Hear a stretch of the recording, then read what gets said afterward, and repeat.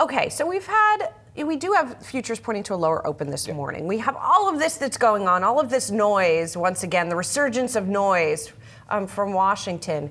Is that what's going on? I mean, I think people struggled all last year with how to play these headlines. And now they've got a reminder. Like, how do they do it? You know, our theme all of last year really hasn't changed. One of our central themes is that this policy risk or overhang is really here to stay, meaning you've got so much, sort of front page risk, not necessarily always translating into bottom line risk, which I think is a really important distinction, especially with the industries that you were just covering with Ben, everything from housing to oil.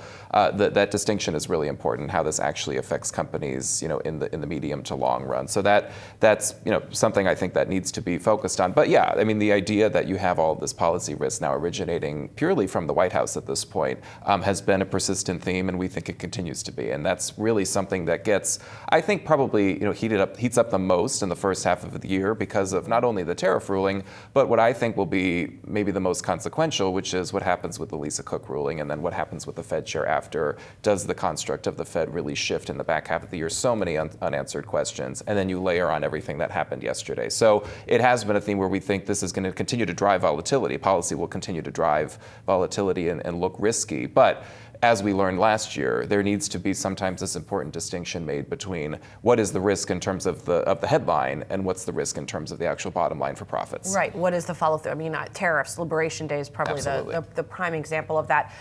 That said, let's talk about Venezuela for just a moment, because I know you're paying attention to the effect on oil prices, both short and long term. And I know there's a lot of debate about this because it doesn't seem like anything's changing in the immediate term. In terms of oil market dynamics. Yeah, I mean, our view has been that because of the supply backdrop and you're really not getting this significant boost in global growth. I mean, we think things could stabilize this year and look relatively okay, but growing at 2% in the U.S. or 2 to 3% is very different than moving back up to what we got used to a couple of years ago, where you were going through much more of an expansionary boom. So that, in addition to what has been this global supply glut, if you do go into Venezuela and you start seeing more oil released into the market, which we think could take some time. So I think that the expectation that you're going to get this significant boost in supply, at least in the short term, is pretty far-fetched. But path of least resistance for oil prices would probably continue to be lower. So we don't really see a ton of disruption. Fortunately, from an inflation perspective here in the U.S., which I think is a positive thing, because you would have that more of a disinflationary force on the energy side. But at the same time, I think from an investor's perspective, when you're thinking about investing in the energy sector from a stock market point of view, that could be a little bit more of a bearish case if oil prices continue to decline, puts more downward pressure on oil companies in terms of revenue, especially if there's going to be a huge capital investment to go into Venezuela. Right, which they'll probably be reluctant to do, but we'll see if the president can convince them gently, I'm sure, to do so. So we go into this year with a lot of the same themes of last year. You guys sticking with a similar playbook here. I am curious the view on AI and how people go about investing in it after the year that we've had and all of the discourse that we have had. Yeah, we first wrote about AI kind of transforming from this, or at least the benefit in the market, moving away from just the innovators and into the adopters and who's actually implementing it. That was a couple of years ago, actually, that we started to think about that.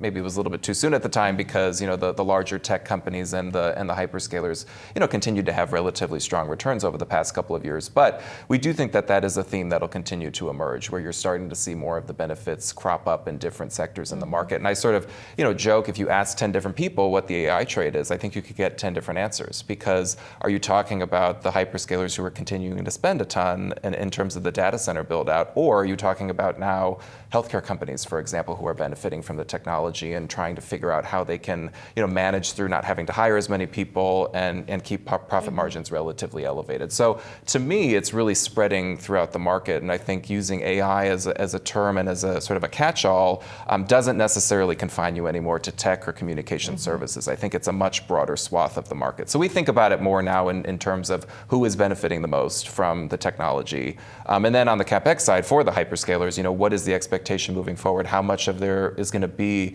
sort of this investor kind of gut check every time earnings season rolls around, and how much the CapEx estimates are upped, because we've seen that pattern now over the past year and a half, I would say. Every time earnings season rolls around and you see these big tech companies, up their CapEx budgets, there is a little bit more skittishness on the part of investors when you look at the stock reactions. Yeah, so you think that will continue also? Yeah, I think there will be continue to be discipline around it, at least. Right. Because what's the potential for the return on that investment, and how does that get mapped out into the future? Especially because I think the bigger problem that AI faces in terms of the build out is maybe more economic in nature, in terms of the electricity usage, how much of that translates into a potential inflation problem and a resource constraint problem for some of these local communities. I mean, even for a state like Virginia, where I think a third of that power supply is going purely to data centers. I mean, that eats up a lot of electricity usage. So to the extent that becomes more of an issue for the average consumer in that area, and if that translates into inflation risk and inflation expectation risk, it's not going to be linear, it's not going to be uniform around the country, but I do think that that's a risk that we have to be thinking about now. Yeah, definitely. Yeah. Kevin, good to see you. Nice to see you. Thanks so much. Thanks.